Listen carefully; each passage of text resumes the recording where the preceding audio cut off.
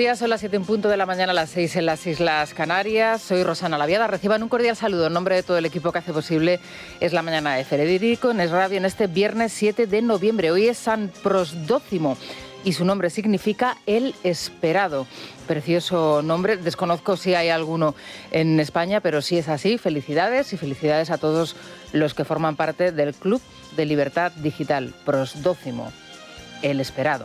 Bueno, hoy entra una nueva borrasca por Galicia, mucha precaución porque va a seguir extendiéndose por el resto del país, de la península, a medida que avance la jornada. Ayer un día muy complicado, así que hoy también habrá que extremar las precauciones. En Galicia, en el Cantábrico, en las zonas montañosas de la mitad norte se esperan lluvias muy intensas que van a ir acompañadas de granizo y fuertes rachas de viento. A esta hora en el centro peninsular tenemos 6 grados, vamos camino de los 13, hace frío en la capital de España y eso se nota, ya hace falta el abrigo, ya no nos vale con la gabardina y el chubasquero. La máxima nacional se va a registrar en Alicante, Las Palmas de Gran Canaria y Santa Cruz de Tenerife, 24 grados, la mínima Teruel con 2. La Audiencia Nacional investiga ya las cuentas del Partido Socialista por los descuadres de dinero en los abonos en efectivo realizados a Bábalos, a Koldo y a Pedro Sánchez, entre otros dirigentes del Partido Socialista. Es decir, investiga ya esa caja B. Se trata de una investigación paralela abierta por el juez Ismael Moreno tras recibir nueva documentación aportada por el juez Leopoldo Puente. El jueves de la semana pasada, en la comisión de investigación que se sigue en el Senado, comparecía, ya lo saben todos ustedes, el presidente del Gobierno. Él reconocía estos pagos en metálico, aunque decía desconocer las cantidades. Estoy convencido de que en alguna ocasión he podido liquidar gastos siempre contra factura, que es lo que se ha dicho por parte de otros responsables como secretario general del Partido Socialista. ¿Usted ha podido cobrar más de 1.000 euros en un sobre? En absoluto. Nunca. Tampoco sabe qué cantidad ha cobrado en efectivo. Pero estamos hablando de cosas muy anecdóticas. ¿Ha sido una, 2 veces, 3 veces? Señoría, estamos hablando de cuestiones anecdóticas, de cifras absolutamente legales. Y también le diré una cosa, muy distinto a lo que hacía el Partido Popular, o no sabemos si continúa haciendo a día de hoy. Bueno, la realidad es que la Audiencia Nacional ya abre esa pieza separada y esto es determinante porque puede ser el inicio de la investigación que concluya que hay financiación irregular en el Partido Socialista y que esta está generalizada y que esta también se puede atribuir al presidente del Gobierno. La verdad es que nadie daba un duro por esta comisión de investigación en el Senado en sus primeras jornadas, pero está viéndose que es determinante, absolutamente determinante para la resolución y la investigación de estos casos de corrupción. Por cierto, la comisión va a llamar de nuevo a declarar al ministro Ángel Víctor Torres y va a ser la 4ª vez que el ministro tenga que acudir a la Cámara Alta. Entiendo que al ministro le van a poner ante sus propias mentiras. También volverá a declarar en la Cámara Alta el exgerente Mariano Moreno, cuya declaración, por cierto, ha sido determinante para abrir esta causa en la Audiencia Nacional. Especialmente interesante va a ser también la declaración de Ana María Pérez, más conocida como Ana en el informe de la UCO, destinado precisamente a Ángel Víctor Torres, que es la jefa del Servicio de Salud de Canarias, que aparece en este informe como la funcionaria heroica a la que presionaron para que diera el visto bueno a ese material sanitario adquirido a la trama. El sobre lo custodia la directora de gabinete, que hace las veces de jefa de delegación, es quien emplea el dinero y quien recaba los justificantes, que a la vuelta del viaje tendrá que entregar con el sobrante del dinero si lo hubiere. Bueno, y este señor al que están escuchando, seguro que le han reconocido ya, es el ministro Óscar Puente, que subido a un avión de Iberia Express explica a la audiencia a través de un vídeo que ha colgado en sus redes sociales lo que significan y cómo se maneja él con los sobres del Partido Socialista. Permítame que les diga, pero cuando un ministro tiene que recurrir a otro vídeo en redes sociales para explicar el manejo de los sobres dentro de su propio partido, el partido tiene un grave problema. El partido tiene un grave problema. Óscar Puente, desde luego, nos tiene acostumbrados. Y hablando de vídeos... Estàs preocupat per la situació del país? Et costa trobar pis? Et costa arribar a la feina pel caos de Rodalies? Creus que pagues massa impostos? Tens una major sensació d'inseguretat? Ets autònom i et costa arribar a final de mes? Et sents maltractat com a catalanoparlant? ¿Les ayudes a la dependencia? Ayer fue el día que nos enteramos que los catalanes les preocupan exactamente las mismas cosas que a los madrileños, a los valencianos, a los gallegos o a los extremeños. Junts copia a Sílvia Orriols y anuncia que va a iniciar una campaña a pie de calle para recorrerse toda Cataluña, más de 100 actos. Alianza Catalana amenaza a Junts con la desaparición y este es el horizonte que no debemos perder de vista al analizar el paso dado por los golpistas de Puigdemont.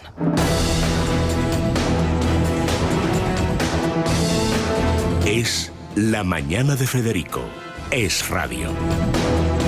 A las 9:30 de la mañana, en punto de la tertulia, ayer les contábamos en directo en el programa dónde y en qué consiste esa ruptura de Junts. Vamos a conocer más datos y sobre todo la trascendencia de la misma. Silvia Ribeiro, Vanessa Vallecillo, buenos días. Buenos días, Rosana. 24 leyes que ya no saldrán adelante en el Congreso de los Diputados y que suponen un bloqueo legislativo sin precedentes cuyo final desconocemos a esta hora. La ley más importante que no verá la luz, la ley de presupuestos, pero otras normas como la reforma de la justicia presentada hace unos días por Bolaños, la reducción de la jornada laboral o aquella destinada al control de la prensa decae. El número de proyectos afectados superará los 50 y, como avanzaba la portavoz independentista Miriam Nogueras, tampoco saldrán adelante los que ya están a punto de finalizar su tramitación.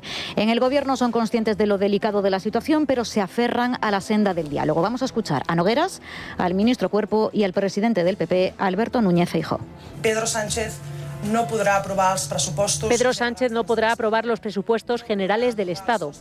No podrá aprobar el techo de gasto que deja seca a Cataluña y a los ayuntamientos catalanes, como tampoco podrá aprobar leyes como la ley Bolaños o la ley Begoña. El Gobierno ha perdido su capacidad legislativa.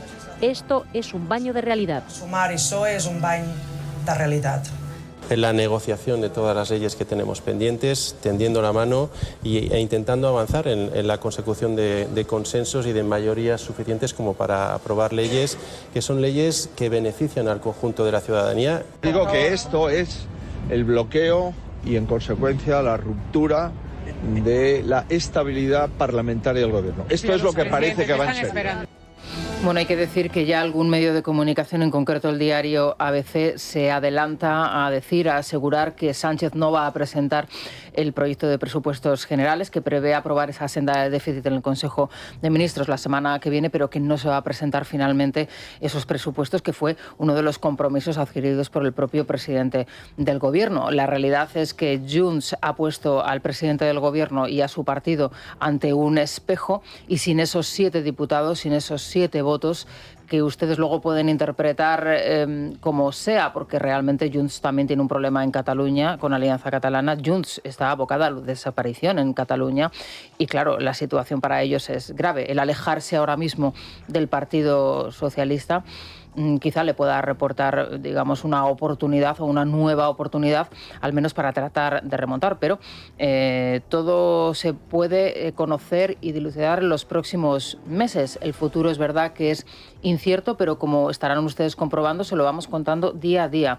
Y mientras tanto, la maquinaria europea sigue actuando y siguen llegando buenas noticias desde Bruselas, en concreto desde el Tribunal de Derechos Humanos.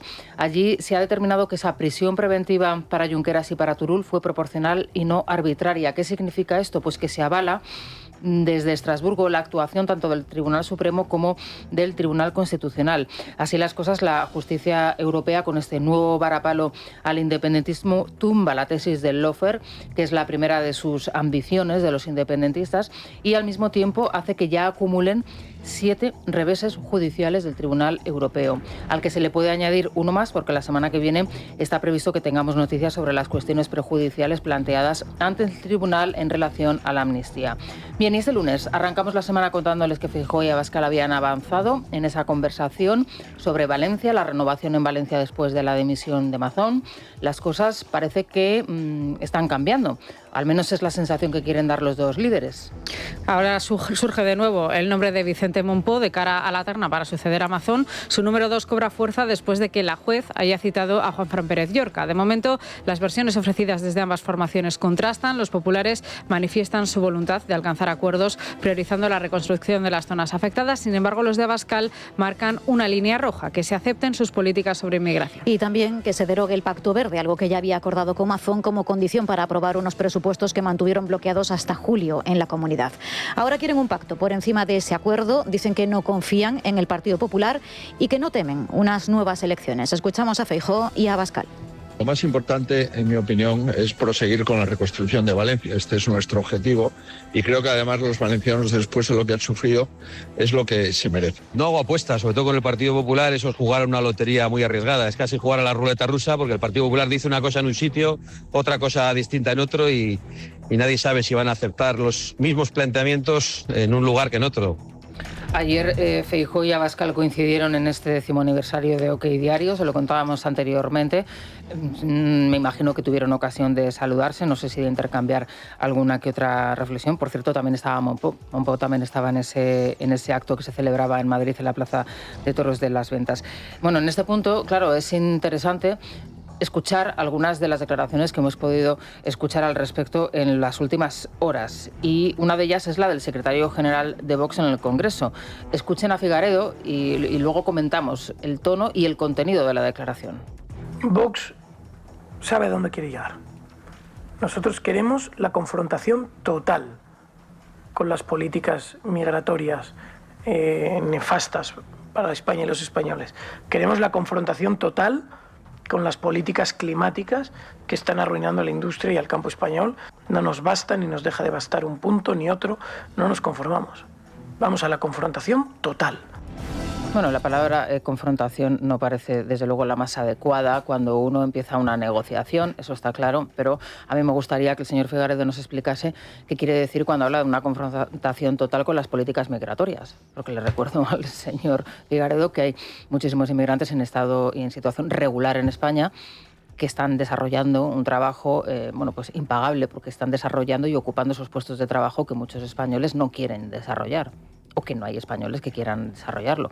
Así que cuando se habla de esa confrontación o en ese tono de confrontación, en fin, cuando se abre una negociación, quizá no sea lo más adecuado. En cualquier caso, hay que estar muy pendientes y sobre todo en las siguientes horas, en las próximas horas, tenemos un congreso importante que se va a desarrollar en Andalucía. Allí se reúnen este año los populares en ese congreso, va a ser este fin de semana, y los fallos de los cribados, precisamente en la detección del cáncer de mama en el Hospital de Andalucía, van a servir para mejorar esos protocolos, pero veremos a ver qué es lo que sucede en esa cita importante que tienen los populares en Andalucía, en donde de nuevo la posición de Juan Manuel Moreno parece que digamos un poco dañada por esta cuestión en concreto. Yo no sé si María Jesús Montero está en situación tampoco de remontar el partido, permítanme que utilice esta expresión, pero la realidad es que es un congreso muy importante a priori para los populares. El Ministerio de Mónica García ha solicitado además a la comunidad los datos sobre los programas de cribado y le da un mes de plazo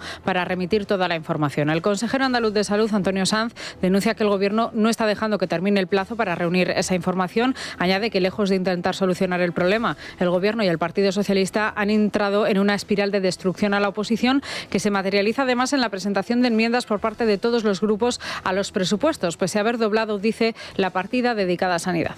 Que me den los datos que quieran, los antiguos, los modernos, los pactados, los no pactados, lo que quieran. Son muy sencillos los datos. Y si no saben cuáles son los datos que tienen que dar, tienen que dejar el cargo. Nosotros nunca hemos negado la información.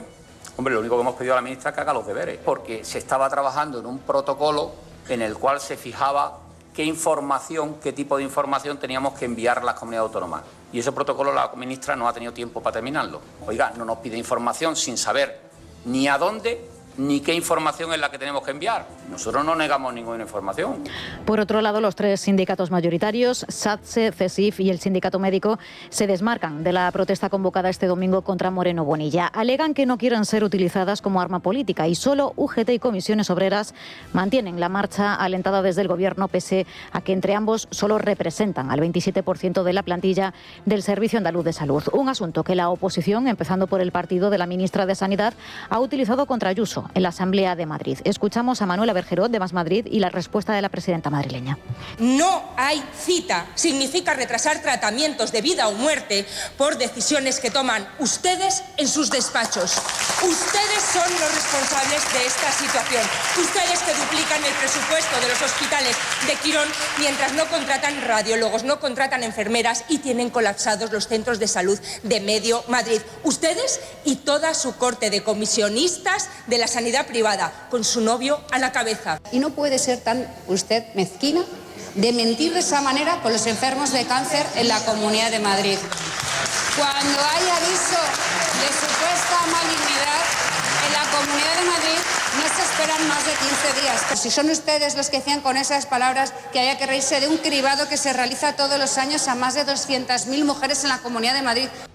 Bueno, pues esto es lo que sucedía ayer en el Pleno. La realidad es que hay una serie de protocolos sanitarios que deberían revisarse no solamente en Andalucía, sino en todas las comunidades autónomas, porque como es lógico y normal, en 20 años muchos de ellos han quedado caducos y muchos de ellos son verdaderamente incomprensibles a día de hoy. Por ejemplo, ya no es que no se entienda que a las mujeres se les haga ese cribado de cáncer de mama a partir de los 45 o 50 años en determinadas comunidades autónomas, es que deja de hacerse a los 65 años.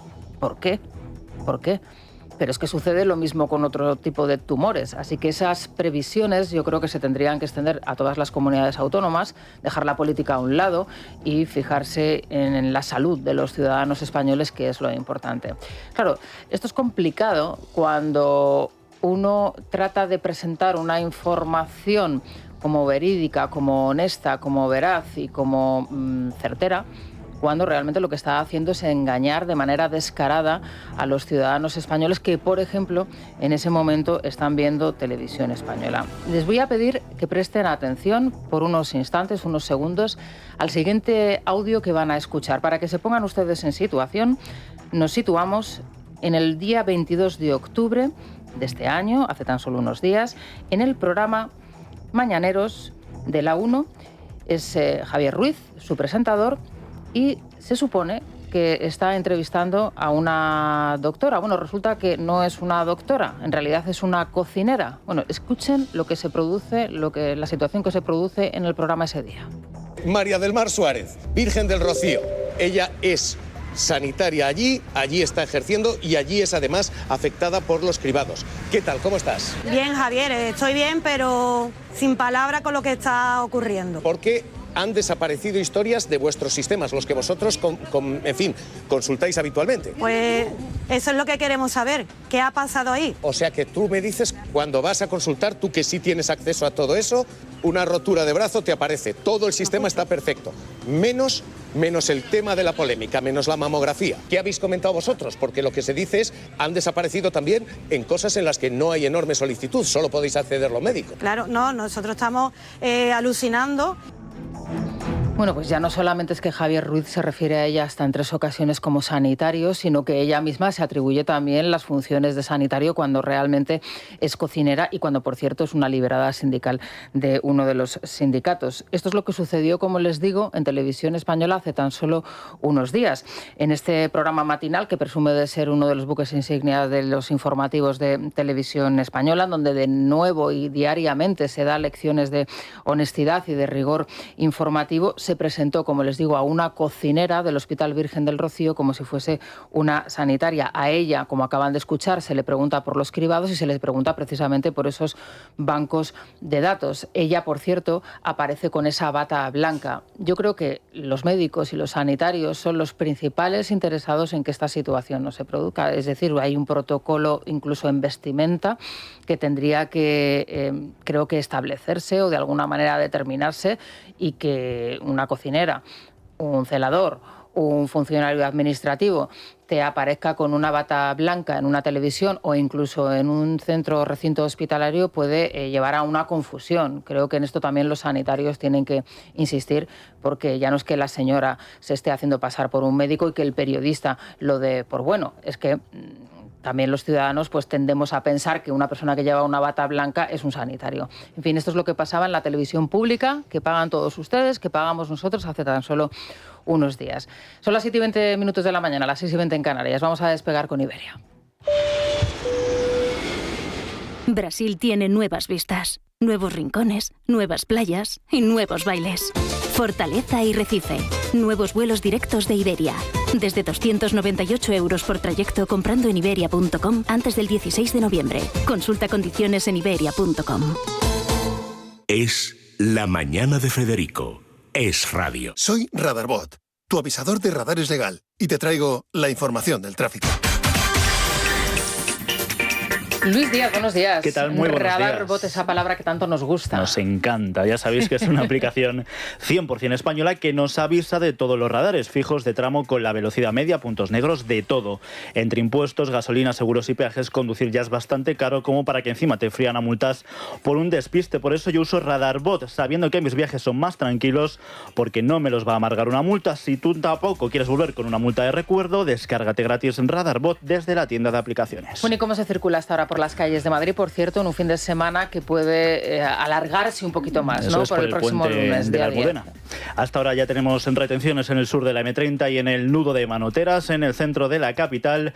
Tráfico lento en Atocha, Paseo de Recoletos, en la calle José Abascal, sentido Paseo de la Castellana. También complicaciones en Avenida de América, en Doctor Esquerdo con O'Donnell, y mucha calma en la zona norte entre la Avenida de Asturias y Plaza de Castilla. ¿Cómo se circula por el resto de carreteras españolas? DGT, Alba Ariz, muy buenos días. Buenos días. En este momento estamos pendientes de complicaciones en Madrid, en la entrada por la 2 en Torrejón de Ardoz y la 4 en Butarque. También hay dificultades en Barcelona en el acceso por la C58 en Sabadell y Moncada, la 2 y la B23 en Monices de Rey y la C32 en Viladecans. Y por último encontrarán circulación lenta de nuevo en el acceso a una capital de provincia, concretamente en Sevilla en la A49 a la altura de Bormujos y de Tomares, por lo que como siempre les recomendamos que moderen la velocidad. Radarbot te ayuda a disfrutar de una conducción tranquila, segura y sin multas. Son las 7:30 en punto de la mañana, las 6:30 en las Islas Canarias. Por cierto, acabo de ver el vídeo de la inauguración del Foro Independiente de Fiscales, como el señor Portillo, que es su representante, empieza a hacer una crítica a la contrarreforma Bolaños delante del ministro Bolaños. Y durante 3 minutos el ministro Bolaños tiene que soportar el rapapolvo que el señor Portillo le está dando en una crítica de uno detrás de otro de los puntos que introduce esa contrarreforma Bolaños, y el ministro, cada vez más nervioso, empieza a moverse y al final el pobre, la verdad es que da hasta un poco de pena. Bueno, afortunadamente Junts ha propiciado, con esa ruptura anunciada ayer por Nogueras desde el Congreso de los Diputados en esa rueda de prensa que les transmitíamos en directo aquí en Es la Mañana de Federico a las 9:30 en punto de la mañana, su intención de no sacar adelante ninguna de las normas que ya estaban en trámite parlamentario, incluidas aquellas que ya habían pasado por el Consejo de Ministros, y una de ellas es precisamente eso, la reforma de la ley CRIM. Así que esa norma no va a salir adelante. Le tranquilizamos desde aquí al señor Portillo, pero ole, porque es difícil muchas veces plantarse delante de la autoridad y decir lo que uno dice a lo mejor en otros foros cuando no tiene delante al ministro. Y hacer, aunque sea durante 3 minutos, que el ministro de Justicia se sienta incómodo, tiene mucho mérito y sobre todo dice mucho de ese Foro Independiente de Fiscales. Así que enhorabuena, de verdad, porque hay que tener valor para hacerlo, como digo, delante de la autoridad. Bueno, el presidente del Gobierno se ha ido ya de España, se encuentra ya instalado en esa cumbre, la COP30, que se está celebrando en Belém. En los próximos días se va a realizar allí diferentes intervenciones. De hecho, ya esas reuniones previas se han comenzado. Se espera que Donald Trump acuda también a esa cumbre de líderes del COP30 en la ciudad de Belém, en Brasil, que no lo había dicho, es Belém, Brasil, no Portugal, en Brasil. Y el presidente del Gobierno va a acudir esta tarde y se supone que va a hablar. Veremos a ver qué es lo que dice el presidente del Gobierno, que normalmente en este tipo de foros se solía encontrar bastante cómodo. Lo que pasa que yo no sé si la presencia de Donald Trump en el mismo le va a incomodar. Dudo mucho que coincidan, pero todo puede suceder. Vamos a resumirles estas y otras noticias. Ya está conmigo Luis Díaz, también Sergio Vera. Sergio, buenos días. Muy buenos días. Este jueves ha comenzado la cumbre de líderes de la COP30 en Brasil, donde por el momento no está Donald Trump. Un encuentro con 3 ejes principales: la financiación climática, la transición energética y la protección de los bosques. La presidenta de la Comisión Europea, Ursula von der Leyen, insiste en la necesidad de una transición a las energías limpias y en la determinación de los países europeos con la eficiencia energética para el año 2030. La policía actúa en favor de los países más vulnerables al devastador impacto del cambio climático, y la Unión Europea está lista para contribuir. Las energías limpias generan actualmente casi la mitad de nuestra electricidad. Nosotros estamos firmemente encaminados a cumplir nuestro objetivo para 2030. Y una buenísima noticia que nos llega desde Bolivia, y es que en las últimas horas ha sido puesta en libertad Yanine Áñez. Aquí hablamos, recordarán todos ustedes, con su hija hace ya unos meses, Carolina, en donde nos relataba el estado de salud muy grave en el que se encontraba su madre. Bueno, pues por fin ha podido ser puesta en libertad y le mandamos desde aquí todo nuestro cariño, también toda nuestra esperanza de su pronta recuperación. Sí, la expresidenta de Bolivia, Yanine Áñez, ha sido liberada tras casi 5 años de prisión. La justicia ha anulado la sentencia contra la exdirigente por acusaciones vinculadas a la crisis de 2019 al asumir la presidencia del Estado tras la renuncia de Evo Morales. Áñez ha salido por la puerta principal de la prisión de la Ciudad de La Paz, acompañada de sus hijos y seguidores, subrayando que no se arrepiente de haber servido a su país. Esto es lo que decía. Quiero que todo el pueblo boliviano lo sepa. Jamás voy a arrepentirme de haber servido a mi patria cuando mi patria lo necesitó.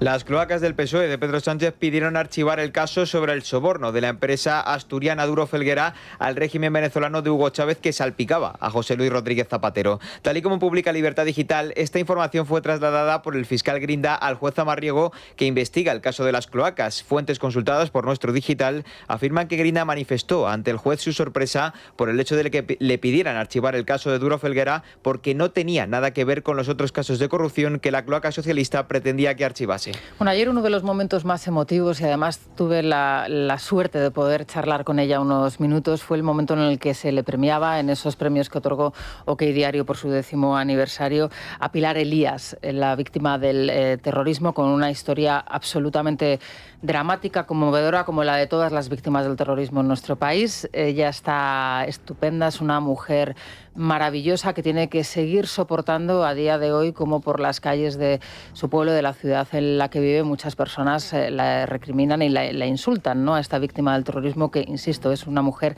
heroica. Ella estaba con su madre, con su hermana, una mujer también encantadora, y la pude ver y pude charlar con ella, y la verdad es que es satisfactorio, ¿no?, poder compartir unos minutos con estas personas que han dado su vida por nuestro país, por España. Vuelve la radioteca de Dieter Brandau, ya lo pueden ustedes escuchar de nuevo, y este nuevo capítulo van a poder escuchar los detalles de la operación política a 3 bandas, Partido Socialista, Bildu y PNV, que logró vaciar las cárceles terroristas en un tiempo récord, sin que nadie se diese cuenta en principio. Por la puerta de atrás, numerosos terroristas fueron trasladados al País Vasco en una operación descarada que lo que hizo fue precisamente concentrar a todos los asesinos en las 3 cárceles vascas.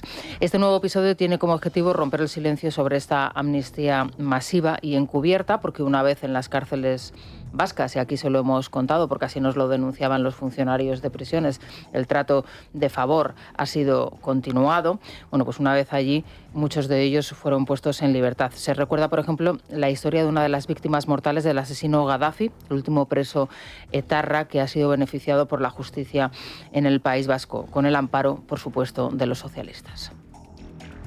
El independentismo catalán era un simple aprendiz del gran maestro Batasuna. Desde que en 1968 ETA hizo explotar una bomba en la carretera de Vitoria a Pamplona minutos antes del paso de los ciclistas, nadie ha odiado con más fuerza a la serpiente multicolor que los de la serpiente enroscada en el hacha. Por culpa de los múltiples ataques y amenazas de los terroristas, la Vuelta dejó de pasar por tierras vascas. Y cuando volvió... Bueno, como les digo, ya tienen ese enlace preparado y ya lo pueden escuchar, ese nuevo capítulo de la radioteca de Dieter Brandau. Bueno, y las familias víctimas de bullying se han manifestado este jueves frente al Congreso de los Diputados. Ellos denuncian el abandono de las autoridades. Eso es, también del abandono de la ministra de Educación, Pilar Alegría, tras el aumento de los casos, entre ellos los padres de Sandra Peña, la niña sevillana que se quitó la vida el pasado mes de octubre. Piden una ley integral contra el acoso escolar que garantice la protección real y efectiva de los derechos de los menores en los centros educativos. Se calcula que más del 12% de jóvenes en nuestro país sufren acoso en el colegio. Daniel de Lleida, Sandra de Sevilla, Daniela de Oviedo, que nuestra ministra Pilar Alegría, que todavía hoy sigue siendo ministra de Educación, haya pasado 3 años y no haya legislado nada. En su mandato han fallecido 5 niños. Bueno, es una desgracia, desde luego. Hay que prestar atención a esta cuestión porque estas cosas están pasando y nos están denunciando. Es cierto que a veces nos dejamos llevar en los medios de comunicación por la novedad, lo novedoso, lo escandaloso de los asuntos, ¿no? Y luego de repente miramos a otro lado y ya nos olvidamos de los temas. Por eso está muy bien lo de la radioteca de Dieter Brandau, ¿no? Porque permite hacer un análisis pausado sobre cuestiones que muchas veces pasan inadvertidas porque son tantas las noticias que tenemos encima de la mesa. Recordarán ustedes el caso de las niñas de Almendralejo, esas imágenes tratadas con inteligencia artificial que presentaban los rostros de unas menores desnudas y que fueron divulgadas y difundidas a través de las redes sociales y sobre todo de chats grupales. Recordarán ustedes lo que se habló de este tema. Era la primera vez que se utilizaba la inteligencia artificial para este tipo de cuestiones, este tipo de delitos, y fue un escándalo nacional. Aquí realizamos varias entrevistas, seguimos el caso. Bueno, fíjense ustedes en qué ha quedado este caso. Tenemos, por cierto, a alguna de las niñas en tratamiento psicológico desde que esto sucedió. Pero fíjense ustedes qué es lo que ha pasado finalmente con los autores de este delito.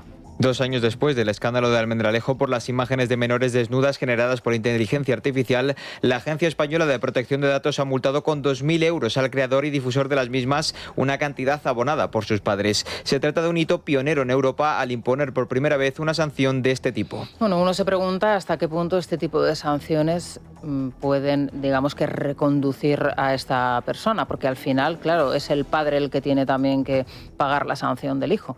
A lo mejor lo que habría que coger es a ese menor o a esos menores y ponerles a hacer trabajos sociales para la comunidad.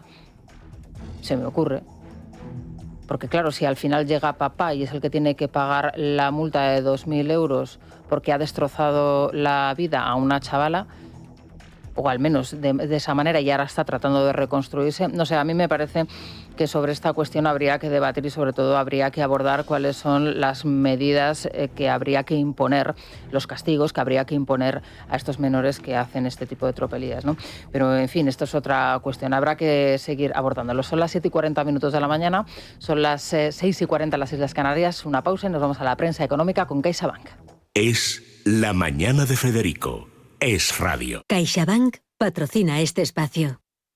¿Qué tal, Beatriz García? Buenos días. Muy buenos días. Bueno, ¿cómo está el panorama, verdad? Aquí no hay pausa. Bueno, libre mercado. Vamos con ese resumen de la prensa económica. Zorhan Mandani justifica la apropiación de bienes y viviendas. No es violento robar. Hay que decir que estamos hablando del nuevo alcalde de Nueva York. Sí, el exitoso y temerario alcalde de Nueva York. No es violento robar. Es impresionante. O sea, hemos hecho una recopilación de todas sus perlas a lo largo de estos años. También se metía con Colón. Hay que decirlo que la pildorita en España también la ha dado en esta trayectoria larga que tiene de decir completas barbaridades. Una de las cosas, el peligro claro ante la propiedad privada y el peligro que se les presenta a todos los neoyorquinos. O sea, es una persona que cuando habla de robar directamente bienes, servicios, quedarte en una casa que no es tuya, no pagar la renta al propietario,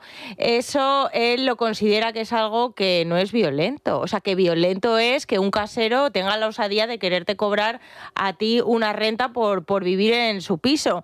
Y bueno, la postura es radical en todos los aspectos. No quiere ricos en Nueva York. El que quede le va a freír a impuestos. Por supuesto, cree que el dinero, no sé, llueve o cae de los árboles porque piensa gastar y gastar, y si va a expulsar a los ricos de Nueva York con sus políticas, habría que plantearse de dónde va a sacar el dinero. O sea, es una cosa completamente dantesca y a Nueva York se le avecina un panorama completamente desolador con este alcalde. Se supone que es la nueva esperanza de los demócratas, ¿no? Veremos a ver cuál es su futuro político, ¿no? Pero bueno, ahora mismo es como la figura más importante, ¿no? Pues veremos el experimento que va a hacer en Nueva York, pero vamos, todo apunta a la ruina total de la ciudad. En fin, habrá que seguirlo, pero me parece muy, muy interesante poder, digamos, abordar con un poco de perspectiva de qué personaje estamos tratando a través de sus propias declaraciones, ¿no? Hoy en El Economista nos cuentan que el 60% de los perceptores del IMV recibe la ayuda durante más de 3 años. 3 años, fíjate, o sea, cuando hablan o desde el gobierno, desde la izquierda, se plantean este tipo de rentas como el ingreso mínimo vital, como una renta de emergencia para salvar en ese momento al ciudadano que lo está pasando mal, y dices, pero si el 60%, que es un dato de la IREF que hoy analiza Free Market, el 60% lo cobra durante 3 años, pero en 3 años no has podido trabajar ni buscar un empleo con plenas capacidades que tienes para insertarte en el mercado laboral. Que será el tope establecido, ¿no? Porque... Pues llega un momento que se te acaba el ingreso mínimo vital, pero el gobierno te pone otra alfombra roja para que accedas a otro tipo de rentas. Luego dejas de cobrar el ingreso mínimo vital, puedes pasar al RMI, que es decir, autonómico. Que, Beatriz, si iniciamos a cobrar esa renta, ¿cuánto tiempo calculas tú, así un poco improvisado, que podría una persona estar cobrando una ayuda sin trabajar? Pues fíjate, si esa persona, por ejemplo, tiene más de 52 años, me parece que es, ya accedes a la renta de inserción de tu comunidad autónoma, pero luego también puedes acceder al subsidio no contributivo del paro si eres mayor de edad o si tienes hijos, y lo puedes perpetuar pues 5 o 6 años perfectamente. Pero es que en el caso del ingreso mínimo vital hay más datos que son demoledores. Es que casi el 100%, 90 un poco más, 95 o así, lo cobran durante un año. O sea, el primer año te acomodas, que ese es el efecto, y parece que es políticamente incorrecto decirlo, pero el beneficiario se acomoda y no busca empleo, porque pasa una cosa muy curiosa. No busca empleo, pero cuando se le acaba ese ingreso mínimo vital o se le acaba la prestación, las probabilidades, que esto está estudiado, puesto sobre el papel, las probabilidades de encontrar empleo se disparan. O sea, tú de repente dejas de cobrar la prestación y automáticamente te entran las ganas de buscar trabajo y empiezas a trabajar, a cotizar y a insertarte en el mercado laboral. Vamos, o sea, no te voy a decir que la gente se coja en general un año sabático, pero bueno, como que se lo toma con más pausa, ¿no? Como con relajación, digamos. Exactamente, ¿no? Pues como ocurre con el paro, que la frase en España la sabemos todos, que es la de voy a agotar el paro, voy a gastar el paro. Bueno, vamos a ver, esta declaración me parece muy, pero que muy importante, la de Óscar Arce. La inmigración no va a revertir el declive demográfico. Él es el director general de Economía del Banco Central Europeo y claro, me parece interesante en el sentido de que muchas personas, hablando de la demografía y de cómo la pirámide se ha invertido y demás, siempre pone el punto de esperanza en la inmigración. Pero claro, es que la inmigración cuando llega a los países que le acogen también muchas veces se adapta a, digamos, los usos y costumbres de ese país. Pues sí, bueno, ligeramente nos empiezan a decir la verdad algunos técnicos de la economía, y en este caso, bueno, Óscar Arce, que es español, dice pues lo evidente, que el gobierno se está encomendando las estadísticas a la inmigración, que la inmigración va a salvar la sostenibilidad de las pensiones, que va a ser suficiente, que no va a haber ningún tipo de problema y no va a ser suficiente. O sea, tenemos un aumento de la esperanza de vida, que es una muy buena noticia en España, pero claro, es una población envejecida, cada vez más jubilados. Tenemos un problema que ya está a punto de estallar, que es una jubilación masiva de los nacidos en el baby boom. O sea, en los próximos 10 años van a entrar al sistema de pensiones 6,5 millones de personas que se van a empezar a jubilar y ya se están empezando a jubilar en masa. Esto hay que pagarlo. 6,5 millones de personas. Esto hay que pagarlo de alguna manera y esto lo vamos a pagar la economía productiva, los que estamos trabajando. No va a haber más, y el problema es que no va a haber tanta gente trabajando, sobre todo trabajando en puestos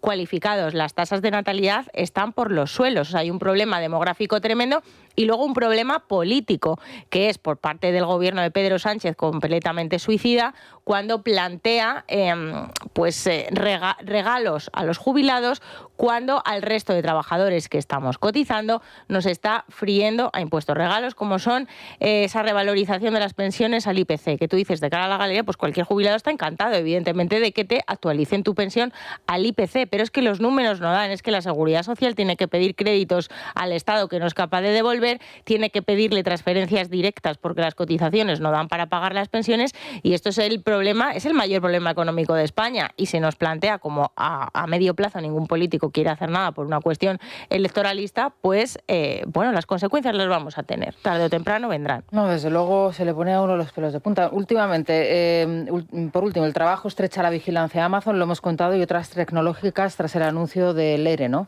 Sí, porque Yolanda Díaz, bueno, ella haciendo de las suyas. Ahora se ha obsesionado con los algoritmos, no le gustan, no sé si piensa que son personas o algo que la van a atacar, pero vamos. Duendecillos malvados. Exacto, en cada comparecencia Yolanda Díaz está con los algoritmos para aquí y para allá. Amazon ha anunciado un ERE en España, miles de trabajadores, y yo me planteo, pero Yolanda Díaz, si Amazon no era malísimo, explotaba a sus trabajadores, no pagaba impuestos y era lo peor como empresa, ¿por qué te molesta ahora que despida gente? Tendría que estar contentísima, porque mira, esos trabajadores ya no van a estar bajo el yugo de Amazon. Pues tampoco le ha gustado que Amazon despida. Dice que a ver si los algoritmos, que si Amazon hace trabajar muchas horas a la gente, no sabe ni las horas que tiene en el día, porque evidentemente Amazon está activa las 24 horas al día, pero es por turnos, o sea, un trabajador tiene un turno de 8 horas, luego entra otro, o sea, que esa es la dinámica de un comercio online habitual, que tú puedas comprar a cualquier hora. Entonces, bueno, pues Yolanda es que está haciendo de las suyas, que si no le gusta Cabify ahora tampoco porque tiene algoritmos, otro día dice que los algoritmos nos hacen comprar cosas que no queremos, o sea, a ver si al final lo del bolso va a ser culpa del algoritmo. Claro, a ver si lo compró en Amazon falso, sí, y no eran las primitas. Ya, bueno, sí, la verdad es que no está últimamente muy afortunada, la vicepresidenta. No, quiere llamar la atención. Busca foco. Da hasta lástima, quiere llamar la atención. No, a mí no me da lástima, Beatriz, eso nunca. Eso nunca, no seamos Mira, tú blandas. cuando digas, me da un poquito de pena, te acuerdas de lo que decía Hugo Chávez. Me acuerdo de la reforma laboral. ¿Te acuerdas de lo que decía Hugo Chávez? Del comandante, tal, del ejemplo, la virtud y demás. Entonces nos acordamos de Hugo Chávez, de Venezuela, ya no nos da pena. No nos da pena la vicepresidenta. Vea, te seguimos leyendo y a las 9 volvemos a hablar otra vez con la apertura de la bolsa. Muchas gracias. Gracias. Se van a quedar con las noticias más cercanas, las de su comunidad, y de regreso vamos a contarles más información. Nos vamos a ir a la República de los Tontos con Santiago González y vamos a recibir aquí en el estudio a Alejo Vidal Cuadras y a Eduardo Inda, que sigue de celebración. Es la mañana. Es radio.